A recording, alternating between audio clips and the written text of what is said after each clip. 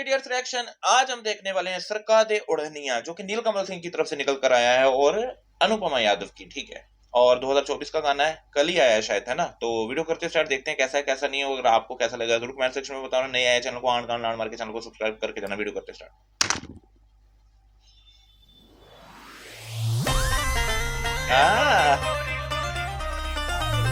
भाई की dressing sense. Wave music.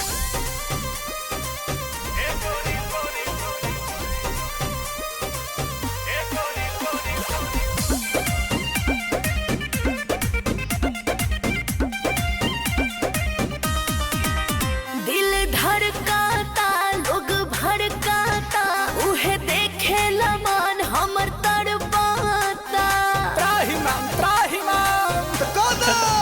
जब सूट सलवार पहिरेल हो जलीदार, तब झलके जवानिया। हे गोरी लोटे से प्यार ढरका के सारा कहा दौड़निया। हाँ खुश को दे लड़का के सारा कह के ओढ़निया। पगला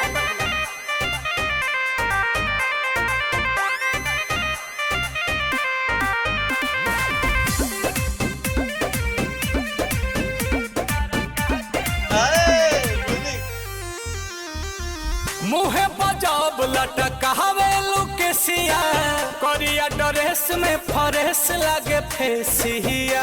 अच्छा, जब चलेला मेकअप लगा के तो लाइन मारेला सीटी बजा के।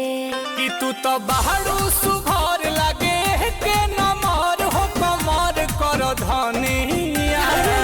ए गोरी लोटे से प्यार ढरका के सारा कहा दौड़निया। हाँ खुश को दे लड़का के सारा कह के ओढ़निया। अरे जिया अरे जाना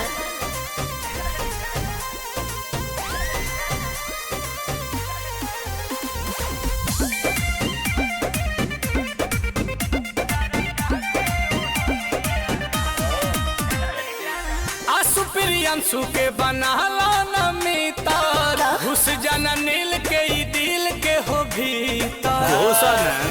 जवन चाहता ना उहे होखे, बाटे हमारा तरफ से तोके।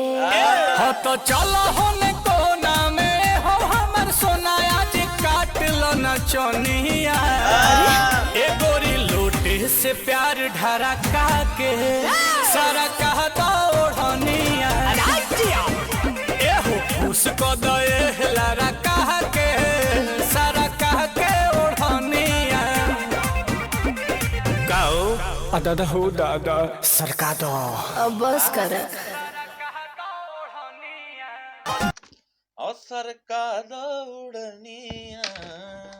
वेरी नाइस यार, बहुत प्यारा गाना है। नीलकमल भाई के गाने पसंद है भाई मेरे को यार। ठीक है, भाई की वीडियो भी अच्छी होती है, भाई गाने भी अच्छे होते हैं, भाई का म्यूजिक बहुत अच्छा होता है, मिक्स मास्टर बहुत अच्छा होता है, जो मेरे को पर्सनली पसंद है। ठीक है, तो एक्ट्रेस नीलम गिरी बहुत ही प्यारी लड़की थी यार। लिरिक्स से आशुतोष तिवारी ऑब्वियसली यही इनके ही होते हैं। प्रियंशु का म्यूजिक होता है इनकी वीडियो में, गाने में। तो वीडियो थी विपांशु तिवारी और रोहित टीआई। ठीक है, तो यही था मेरा मंटे फर्स्ट रिएक्शन। आपको कैसा लगा आप जरूर कमेंट सेक्शन में बताना। और गाना कौन सा गाना चाहिए जरूर कमेंट सेक्शन में बताना। और नए चैनल को आड़ गान लाड़ मार के और कान नाक नाखून मारो सब बहन चो सब्सक्राइब करके जाना। ठीक है, वीडियो करते खत्म, मिलते हैं आपको अगली वीडियो के साथ। तब तक देखते रहिए इडियट्स रिएक्शन। आप लेकर पीस आउट।